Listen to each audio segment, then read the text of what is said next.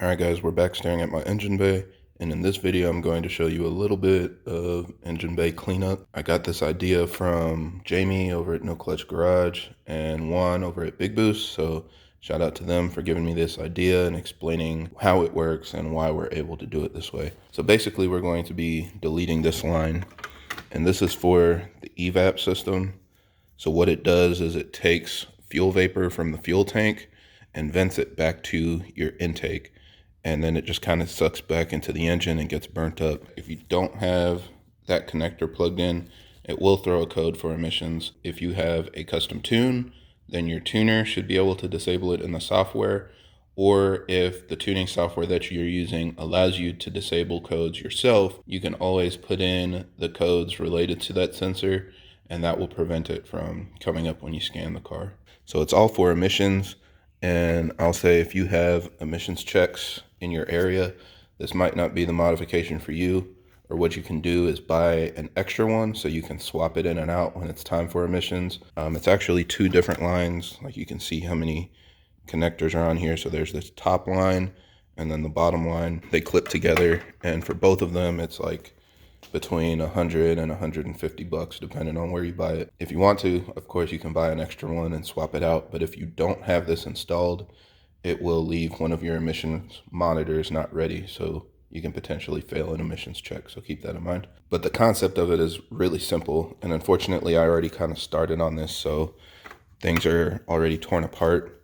But you have these connectors at each joint, and what we're going to do is cut the connector off. You can basically peel back the plastic that's on it, and you're going to cut off 3 connectors in total. So one that plugs in back here above the manifold, one that plugs here into the manifold, and then one down at the bottom that plugs into your intake. So after you've cut off the connector, you're basically going to split this down the middle to actually peel it off of the connector. Just get a really good knife, slice it down the middle and pull it off.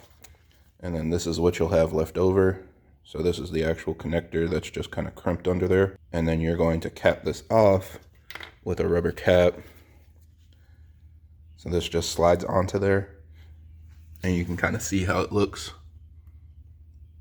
I just put a zip tie on it to help give a little more security, but it fits on there really tight so it won't create any boost leaks or anything.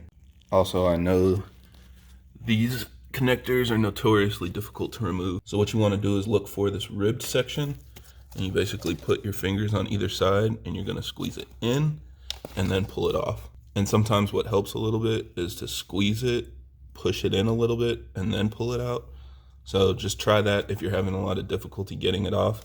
Push it in first, and then you should be able to release it. So you just clip that back onto the spot where it would have been, and then you've got this complete area cleared out. And also, now that you don't have the hose going across here, you can put a flathead under here and pop this metal clip up to get that out of the way too. Unfortunately, with the DOCRace kit, I still kind of have some connectors that I need to figure out how I want to clean them up.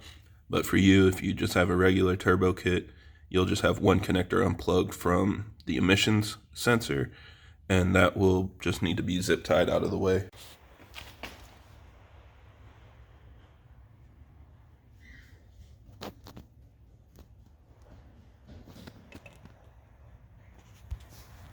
This doesn't really give a performance benefit or anything, it just cleans things up. Our cars aren't very good looking when you take the engine cover off, so hopefully over time we can come up with more and more ways to tuck these wires out of the way and help make it look a little less like a rat's nest. So I hope this helps, and if you have other questions or comments, leave them down below.